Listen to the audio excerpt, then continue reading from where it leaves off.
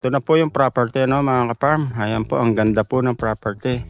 Yung pong makikita po natin yan, ayan po yung sakop ng property. Ito mga ka-farm, ang tanim na nyug niya ay nasa 2,000 po, no, kapuno, more or less, na napapagkuhanan na po ng pasok po yung 4 wheels.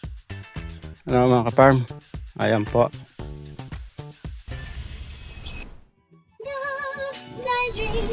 Come true.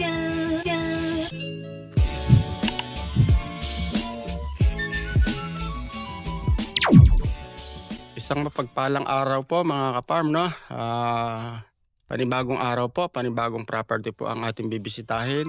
Nandito po tayo ngayon sa bayan po ng Ginyangan, ano, mga ka-farm.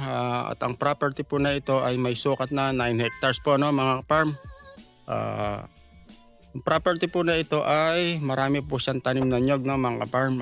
Productive po ang property na ito. At ang kagandahan po ng property na ito ay 90% flat po siya, no. 10% lang po yung sloping niya. Tapos ang kagandahan po ng property na ito ay mismong tuhog po siya ng Barangay Road, ano. Ito po. So ito na po yung property, no, mga ka-farm. Ayan po, ang ganda po ng property. Yung pong makikita po natin yan, ayan po yung sakop ng property. Paikot po siya, no, mga ka-farm. Ayan. Ayan po siya.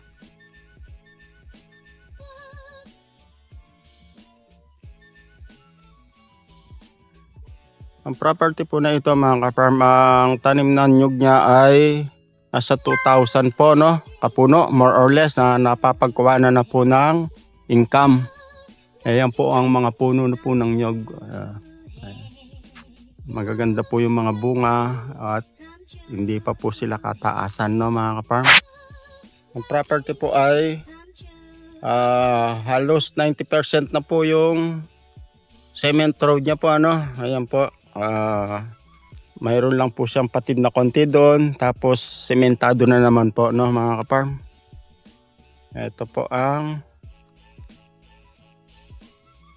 napakaganda po ng property, no, mga ka-farm. Ayan po. At marami po siyang tanim na iba't ibang fruit bearing po, tulad ng mga mangga, star apple, sampalok. Yan po. So yun po mga farm na. Ayun po, kasama ito na po yung kabuuan ng 9 hectares po, ano. Ayun po mga ka-farm, kasama po. Kaganda po ng nyog, no, mga ka-farm. Ayan po. Masasabi mo po talagang productive yung property at talagang platform po siya, no. Ayan po.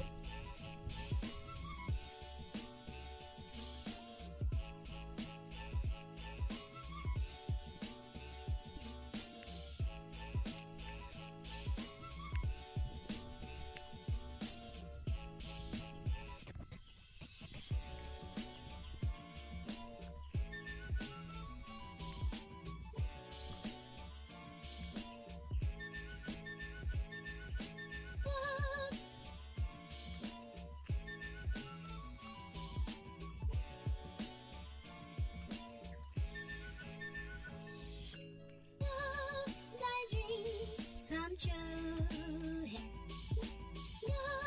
Thy dreams come true.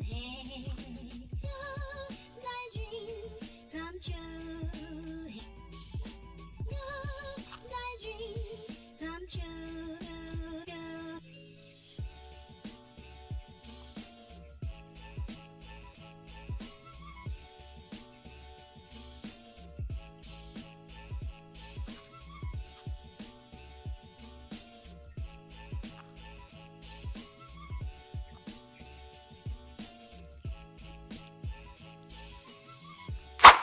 Mga farm, ito na po yung hangganan nung property na 9 hectares po. Ito na po yung pinakamuhon niya. Ito na yung pinakahangganan niya po. Ito pong nyug na may pinturang pula na po ito. Pediretso na po siya ron hanggang doon.